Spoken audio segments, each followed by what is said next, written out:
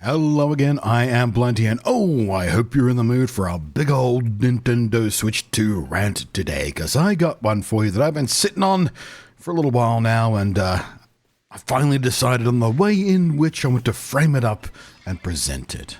So, there's been a lot of talk and a lot of confusion around Nintendo's new, let's call it an innovation for now, the Game Key card. But friends, buddies, pals, cobbers, mates, it's not confusing. Some people are just kind of stupid. But the problem is, it's not even just the regular kind of stupid, or even the regular kind of knee-jerk gamer stupid. You know how gamers tend to be. We like to sort of get angry at stuff we perceive as, stupid or crappy or anti-consumer or whatever from developers, because, well, we've got a lot of reason to be paranoid about that. We do get treated kind of crappily a lot of the time by certain decisions developers make, or more accurately, publishers make, really. But with this, it's not just the gamers. Even a game developer of, let's say, dubious reputation for intelligence has weighed in on this. Someone whose largest claims to fame start with once being involved in one of the Far Cry games and a couple of the Assassin's Creed ones. But we'll come back to him later. I'm going to unload both barrels of my snark shotgun in his direction. But for now, let's frame up this game key card stuff.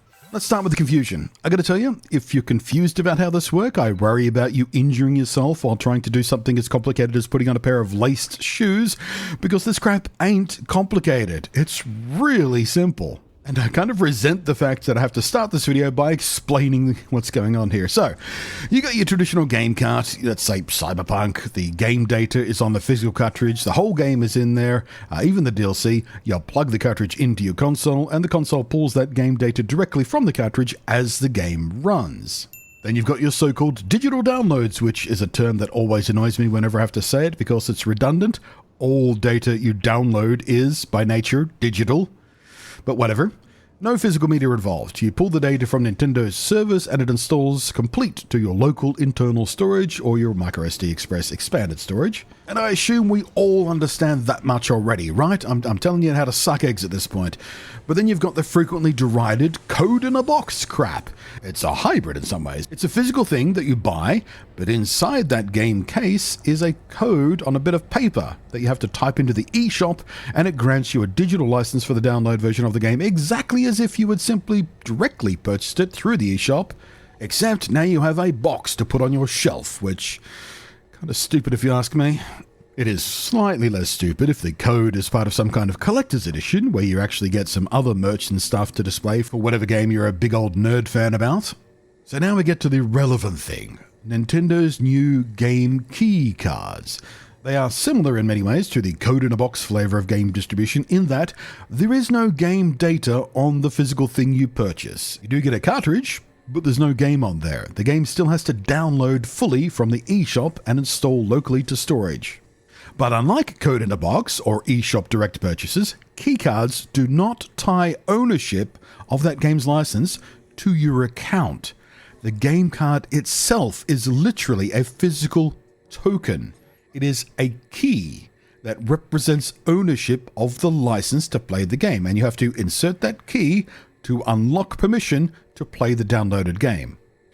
And that means, unlike code-in-a-box or traditional downloads, you can give that physical key to someone else, and they can play the game on their system. And that means you can lend this game, you can gift this game once you're done with it. You can even sell this physical key to someone and pass along with it the license for the game. It is literally better in every way than eShop purchases or code-in-a-box options for games that would download anyway. And I've seen more than a few people screeching about how it is quote-unquote anti-consumer, because it's just like the code-in-a-box crap we've been dealing with for a long while now that pretty much nobody likes. And every time a game releases with code-in-a-box crap, people complain about it. But now you've got extra steps, because now you have a dummy cartridge you need to keep track of and insert and store and pull off the shelf every single time you want to play the game, even though it's already downloaded into your console anyway. But even that's actually not that different from the current state of physical games for other consoles that we've been dealing with for quite some time now. As an example, I own Spider-Man Miles Morales physically.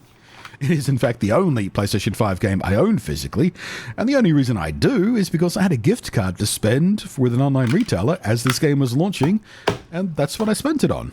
It, technically, has the whole game on the disc, but as with literally every PlayStation 5 game on a disc, you have to fully install the game onto your PlayStation 5's internal or expanded storage anyway, because it can't play from the disc. The discs are literally too physically slow for that. You can't pull the data off these things fast enough to make modern games playable that way. That's why you have to install all of your PlayStation 5 games, even if you have the disc.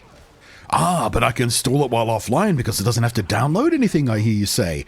You can play it without an internet connection, but it's the worst possible version of the game because I don't even get the day one patch by doing that, which fixes a bunch of issues and adds a stack of missing features that are not on the disc's version of the game. So that's of dubious utility.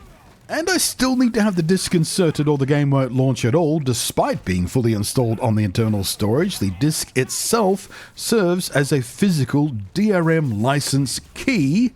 So literally, the physical disc that I own is a much more fragile, larger, clumsier, less convenient version of a game key card in most ways anyway.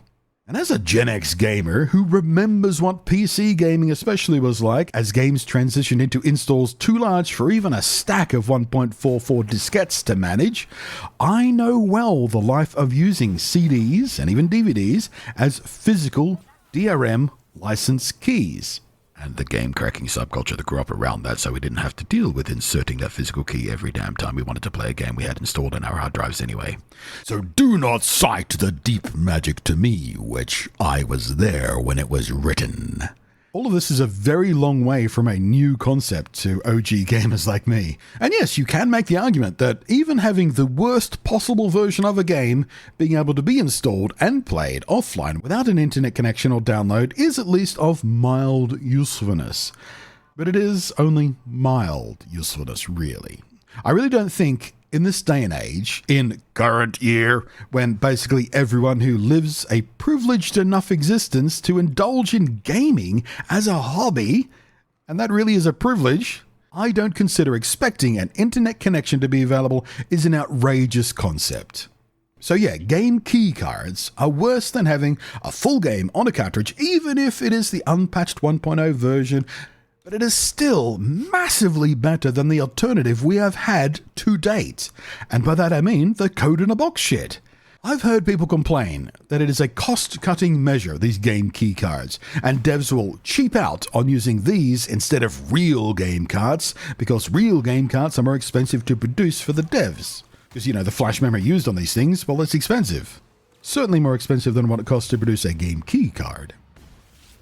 And to that I say, sure, they probably will. But any developer or publisher that decides that this is a cost-cutting measure that they need to take instead of producing a cartridge, they would have done that anyway. Except they would have done it with code in a box. And the keycard is still better than that in every way, except the mild inconvenience of having to physically insert the key whenever you want to play, which you would have had to do anyway if you did get it physically on a real game cartridge, which is the alternative people are whining about. So literally, in every way, the keycards are better.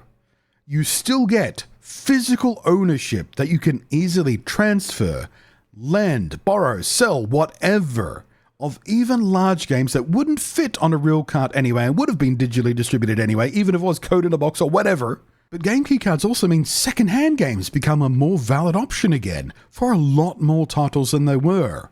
Titles that otherwise might have skipped physical releases for cost-cutting measures anyway. And similarly for collectors, this means more games are likely to have at least a token physical release, a box you can chuck on your shelf if that's your jam. So you can look at your shelves and see a whole big line of box spines that represents your library of games. But yeah, now we come to preservation. Preservation is an issue. What happens 20 years from now when the servers are all offline and these keycards are dead? They're just bits of plastic that do nothing. Useless things unless you still have a working physical console with the download on it already.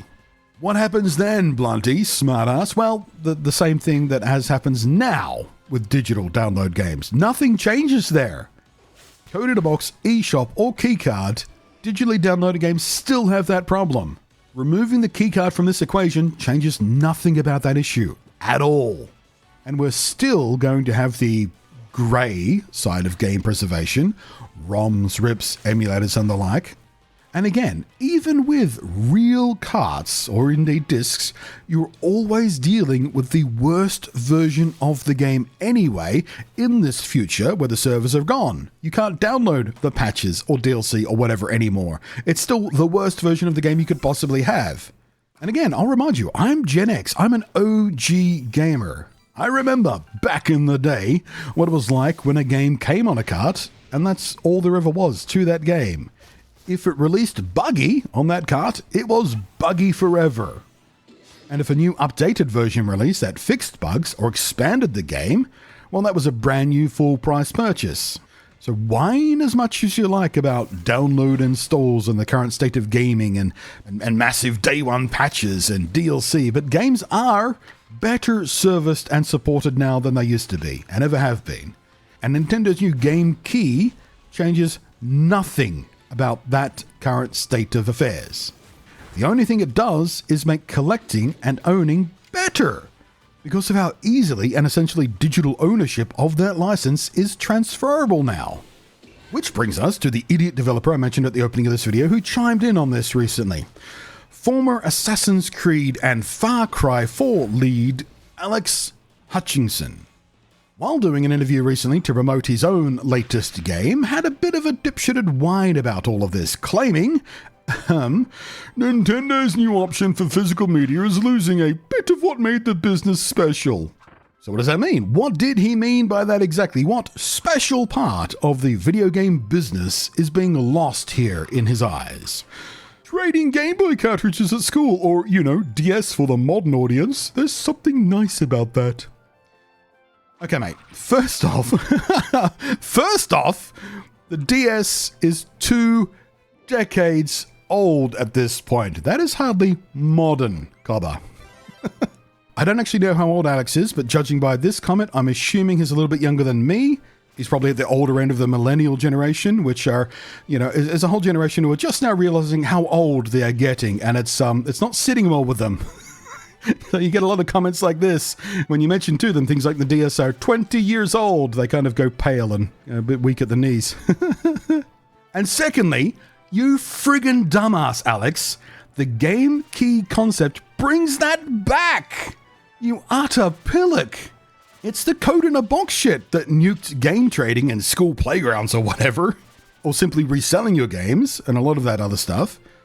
Nintendo are solving that pain point with keycards, not making it worse, because again, now you can trade, lend, sell, borrow games that are sold physically but still need a download. The game key is not locked to an account like a code in a box is. It is a physical token of ownership you can physically pass on to someone else, just like you'd lend, gift, or sell your Nintendo DS cards. And sure, the idea of a physical game that doesn't actually have the game on the physical product in your hand is, in concept, frustrating. And it is a problem for long-term preservation of games.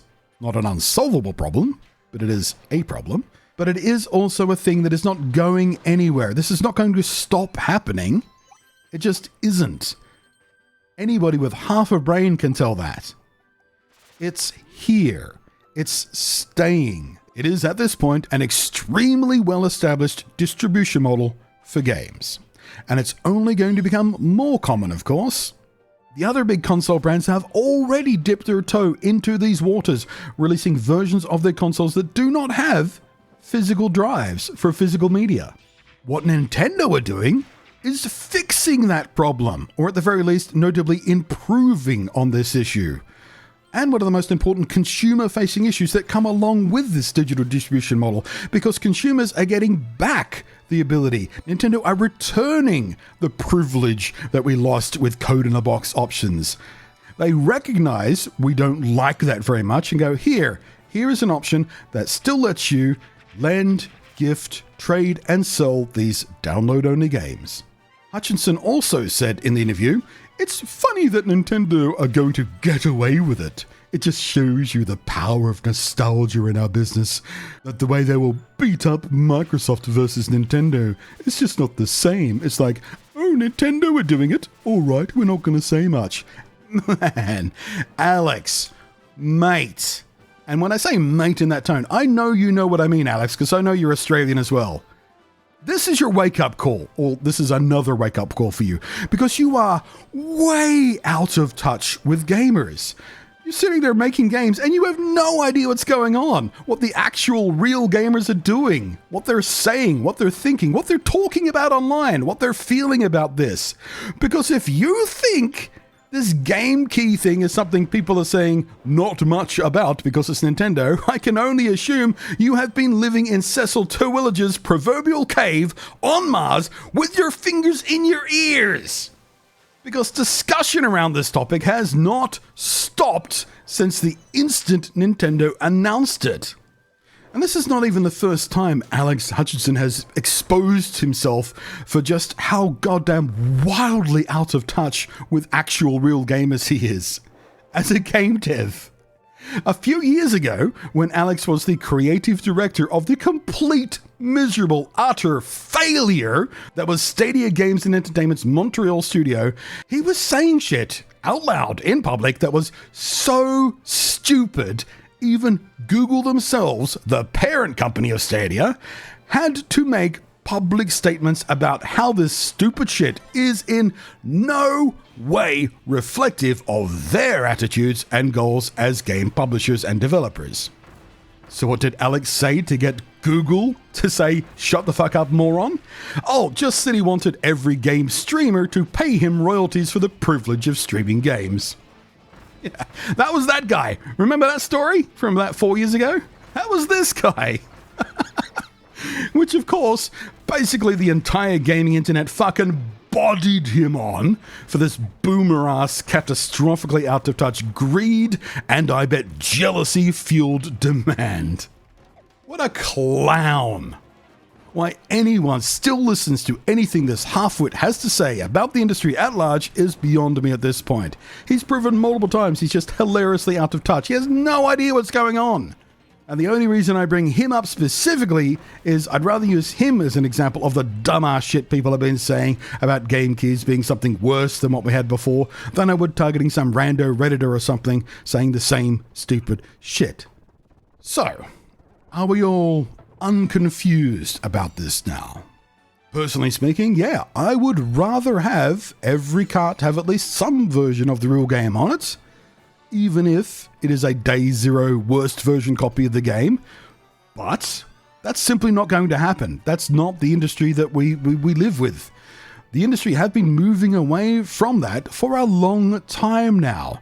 And even myself, who is an OG gamer again, and right up until the launch of the original Switch itself, 7 years ago, I was still holding on to physically owning my games fairly passionately. And indeed, I began that way with the Switch. 11 of my Switch games are physical. But over the last 7 years, the attitude has changed around that. I haven't bought digital in ages now. I got one of the twinned released Pokemon games, physical, and one digital, when Pokemon Scarlet and Violet came out. But that's about it in recent years for physical purchases. And indeed, the physical edition of that game is one of those games where it is absolutely the worst possible version of the game to possibly play, without downloading updates, of course. And I really have become a download boy these days. I never thought I would. For the longest time, I never thought I would. But I am. The download-only life is not perfect, but it is convenient. But with Switch 2, with the right game, and likely some kind of neat collector's edition especially, I can absolutely see me owning a game key version of a game and having no problems with that at all. Because as I've hopefully by now made very, very clear, it does legitimately make certain things about the ever more downloady nature of gaming these days legitimately better, while making nothing important about it any worse. I still need to insert the disc for Miles on PlayStation 5 even though it is complete and installed on my SSD. I still insert my physical copy of Breath of the Wild into my Switch even though it needs to download all of the patches and all the DLC anyway. Well, to be more specific, it doesn't need to do that to play. I need it to do that before I'm ready to play it, because the on-cartridge version of that game is kind of broken and has some severe performance issues that later patches help alleviate. And if I'm going to play that wonderful, wonderful game, I want it at its best, so I'm going to download the shit for it anyway. And if I wanted to, I can sell that copy of Miles Morales to someone else, or I can sell my copy of Breath of the Wild to someone else, exactly the same way as I will be able to sell a game key card in the future. And I can't do that with my copy of Tears of the Kingdom, or even my PC copy of Miles Morales, because I own those digitally. That license is tied to my account forever. In fact, even with Steam's terms of service, even if I die, I can't bequeath ownership of my Steam account to someone else. I can't even give away my digitally owned games when I'm dead. I can do that with game keycards. So, here is where I wonder how many people have made it to the end of this ranty and quite long video, I think, and have actually listened to what I had to say instead of seeing the topic of this video, sensing that I was going to defend keycards and pooping every pair of pants they own in rage with spewing comments at the bottom of this video, and what they imagined I was going to say instead of actually listening to what I had to say, because they just want to be mad at shit instead of thinking about it for a moment, because that's the world we live in as well. So, big internet hugs, enthusiastic internet high fives, or internet nods of approval, depending on your preference for physically expressed approval, to all of you who did make it this far into the video and gave me a chance and listened to me, even if you didn't wind up agreeing with me. Thank you for listening. I am Blunty. Thank you as always to the patrons, and I will catch you next time. And Alex, if you're watching, you're a dickhead, mate. You dumbass.